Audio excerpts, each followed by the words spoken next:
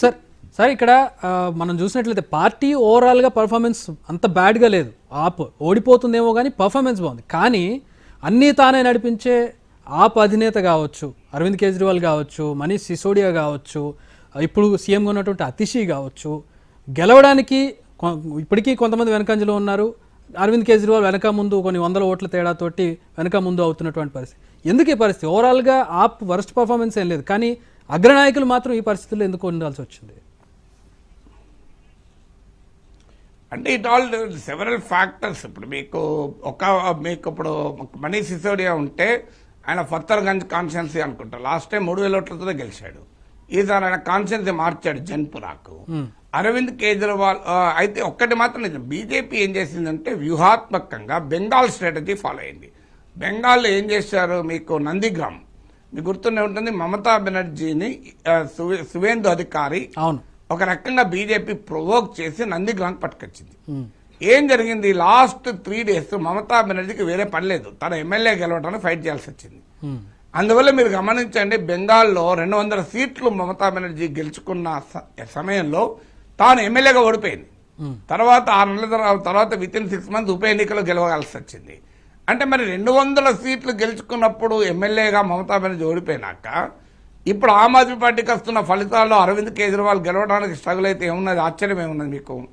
అంటే బీజేపీ అక్కడ వ్యూహం ఏం పండింది అంటే ప్రధాన నాయకుడిని గనక అరెస్ట్ చేస్తే డిజిటల్ అరెస్ట్ అనే ఈ మధ్య మనకు ఈ సైబర్ క్రైమ్స్లో పదే ముందుకు వస్తుంది. ప్రైమ్ మినిస్టర్ మోడీ కూడా మన్ కీ బాత్లో మాట్లాడాడు.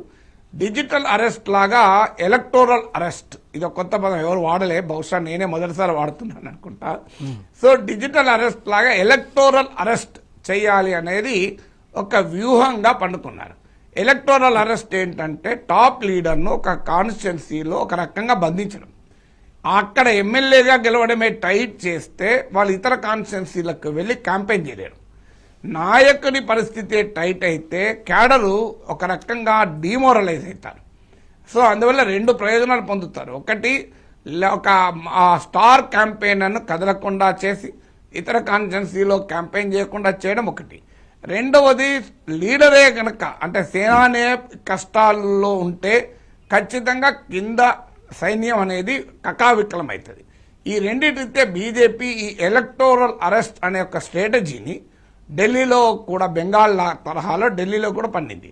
అందుకే మీరు చూడండి, అరవింద్ కేజ్రీవాల్ మీద పర్వేష్ వర్మ అండ్ మీకు మాజీ ముఖ్యమంత్రి సాహిబ్ సింగ్ వర్మ కొడుకు ఆయనను పెట్టింది. రికార్డు స్థాయి వచ్చింది 2019లో 5,70,000 ఢిల్లీ చరిత్రలో లేని రికార్డు వచ్చింది ఆయనకి ఎలక్షన్స్ లో. చాలా very controversial and polarising figure. అతన్ని తీసుకొచ్చి అతీషికి వ్యతిరేకంగా పెట్టారు. మీకు ఒకప్పుడు ఏముండేదంటే టాప్ లీడర్లు వదిలేసేవారు, ఎట్లా గెలవం. మీరు గమనించండి, రాజశేఖర్ రెడ్డిని పులివెందుల్లో ఓడించడానికి చంద్రబాబు నాయుడు పెద్దగా ప్రయత్నం చేయలే, కుప్పంలో చంద్రబాబు నాయుడు ఓడించడానికి రాజశేఖర్ రెడ్డి ప్రయత్నం చేయలే, వదిలేశారు.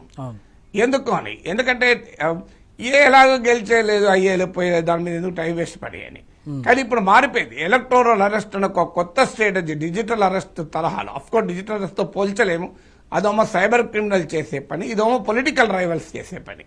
సో కానీ for a purpose of understanding చెప్తున్నా, ఆ కాన్సెప్ట్ తెలుసు గనక, ఈ కాన్సెప్ట్ నేనే మొదటిసారిగా వాడుతున్నాను గనక అర్థమయ్యడానికి చెప్తున్నాను. ఈ ఎలక్టోరల్ అరెస్ట్ అనే ఒక లేదా క్యాంపెయిన్ అరెస్ట్ అనే ఒక స్ట్రాటజీని అనుసరించడం వల్ల మీకు ఈ టాప్ లీడర్లకు కూడా ఒక ఛాలెంజ్ ఎదుర్కొంటున్నట్టు కనబడుతోంది. అదే దాంతో పాటు టాప్ లీడర్ల పట్లనే ఈ తరహా ఉంటే అది ఖచ్చితంగా ఆ పట్ల ప్రభుత్వం పట్ల ఉన్న వ్యతిరేకతకు ఒక రిఫ్లెక్షన్ గా చెప్పాలి మనం. పర్వేష్ వర్మ సీఎం అభ్యర్థిగా ఉండబోతున్నట్టుగా తెలుస్తోంది సార్. ఆయనకు ఉన్నటువంటి లాయల్టీ కావచ్చు, ఇప్పుడు అతను ఇప్పుడు కేజ్రీవాల్ మీద పోటీ చేయించడం కావచ్చు, చూద్దాం. అది ఎప్పటికిప్పుడు మన కామెంట్ ఇప్పటికిప్పుడు మనం కామెంట్ చేసే అంశం కాదు. Let's wait. సో ఇప్పుడు ఫ్యూచర్ అంటే ఒకవేళ ఆప్ ఓడిపోతే సార్, ఆప్ పరిస్థితి, పార్టీ పరిస్థితి ఎట్లా ఉండబోతోంది? అటు వేరే రాష్ట్రాల్లో కూడా ఒకవేళ ఆ వేళ ఈ వేళ ఉండదు మిత్రమా. ఏ రాజకీయ పార్టీకి శాశ్వత మరణం ఉండదు, శాశ్వత జనం ఉండదు. పార్టీలు పుడుతుంటాయి, పార్టీలు పెరుగుతుంటాయి, పడిపోతుంటాయి. సో అందువల్ల it's the part of the politics. ఇప్పుడు నాకు అర్థమైంది మీ ప్రశ్న. కేజ్రీవాల్ ఢిల్లీ వదిలి దేశమంతా తిరిగితే ఢిల్లీ పోయాడని. ఇది కూడా ఒక ఆపర్చునిటీ కదా. ఇప్పుడు కేజ్రీవాల్ ఇప్పుడు ఢిల్లీ ముఖ్యమంత్రిగా ఉంటే ఆయనకు ఛాలెంజ్, ఎక్కడికి వెళ్ళలేడు. ఇప్పుడు హాయిగా బీజేపీ ఆయనను ఓడించి ఢిల్లీలో కాకుండా దేశమంతా తిరిగి మోడీకి వ్యతిరేకంగా పెద్ద క్యాంపెయిన్ నడపడానికి అవకాశం ఇచ్చింది. తెలివైన వాడు ఎవరైనా క్రైసిస్ను ఆపర్చునిటీగా మార్చుకుంటాడు, మీరు వీక్నెస్ను స్ట్రెంగ్త్గా మార్చుకుంటాడు, థ్రెట్ను ఆపర్చునిటీగా మార్చుకుంటాడు. మేనేజ్మెంట్లో స్వాట్ అనాలిసిస్ అంటారు, strength, weaknesses, opportunity and threats. బహుశా కేజ్రీవాల్ కూడా చేయొచ్చేమో. ఇప్పుడు ఈ బలహీనతను బలంగా మార్చుకొని ఇప్పుడు నన్ను ఢిల్లీలో ఓడిస్తావు కనుక ఇప్పుడు నేను ఫ్రీ అయినా ఇక దేశమంతటా నీ సంగతి తెలుస్తాను బయలుదేరచ్చు.